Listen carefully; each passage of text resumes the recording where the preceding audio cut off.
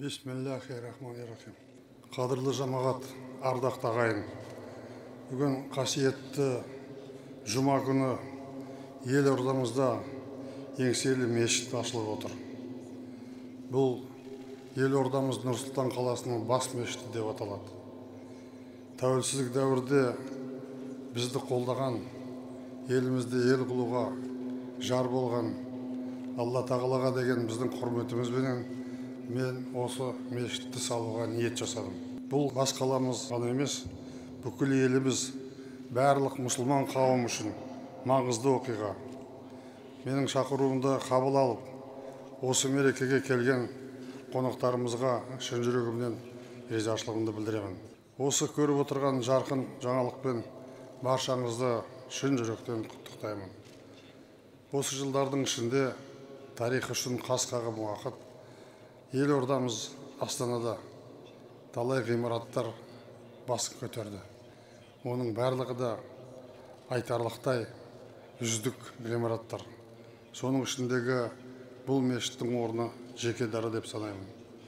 Тәуелсіздік таң атқаннан бері еліміздің әр түкпірінде көп мешіттер ашылып, жамағатты риза қылғаны бәрімізге белгілі.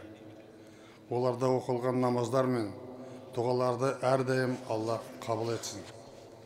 Мен мемлекет басшысы ретінде өкілеттігімді тоқтатудан бір күн бұрын 2019 жылғы наурызда осы мешіттің алғашқы кірпішін қаладым.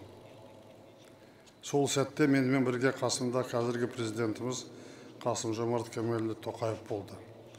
Аллаға ризашылығымызды айтып, болашақта халқымыздың тәуелсіздігіменен еліміздің еркіндігін ұзағынан болсын деп тіледік. Асыл дінімізге осылша қолдау көрсетуді әу бастан өз мұсылмандық міндетім, халқымның алдындағы перзенттік парызым деп білдім. 30 жылдан аса уақыт жаңа мемлекет, тәуелсіз Қазақстанды құру жолындағы еңбегімізді Алла қолдады. Қолдай берсін деп тілеймін. Күллі әлемдегідей біздің елімізде де мешіттердің рухани және әлеуметтік мәні зор. Адамгершілікке шақырып, ізгілікке үндейтін мешіттің бой көтеруі дінмен бірге қоғамның да діңгегін нығайта түседі. Имандылық үйі исламның негізгі құндылықтарын насихаттап, игі ниетті қауымның басын біріктіреді. Қазіргі заманда бұл миссия ерекше маңызды әрі өзекті деп ойлаймын. Бүкіл орталық Азия бойынша үлкен қай жағынан да бірегей бұл мешіт татулық пен тұрақтылыққа өз үлесін қосады деп сенемін. Бұл мешіттің ерекшелігі өте көп. Жаңа мешітті классикалық ислам сәулет өнері мен дәстүрлі қазақи стиль шебер үйлесім тапқан. Оны жобалауға, оны ойдағыдай жүзеге асыруға түрлі елдердің майталман мамандары мен саңлақ сарапшыларын тарттық. Жаңа рухани кешеннің басқа мешіттерден бір қатар ерекшеліктері бар деп айттым. Мұнда қағбаның аса үлкен қабырғасының үлгісі орнатылып, оған Алланың 99 есімі жазылды. Мешіт қабырғаларына каллиграфия стилімен әлемдегі ең бір ауқымды көркем жазу үлгілері өрнектелген. Витражды есіктер мен мешіттің басты қақпаларында да оның айрықша артықшылығын жазуға болады. Ішінде бір мезгіл 30 мың адамның құлшылық етуіне лайықталған осындай ғаламат құрылыс жеке азаматтар мен инвесторлардың қаржысы есебінен салынғанын атап өткім келеді. Бұл мешіттің салуына мемлекеттің қаражаты жұмсалған жоқ. Осы орайда сауапты іске атсалысқан азаматтарымыздың бәріне зор ризашылығымды білдіремін. Оларға Алланың рахымы жаусын. Жобаны іске асырған Символ құрылыс компаниясына, оның мамандарына алғысымды айтамын. Мешіт жаратқанға жалбарынатын орын ғана емес, қашаннан ілім, білім, тәрбие мен тағылым ордасы. Қасиетті хадисте әр мұсылман тал бесіктен жер бесікке жеткенше білім іздесін делінген.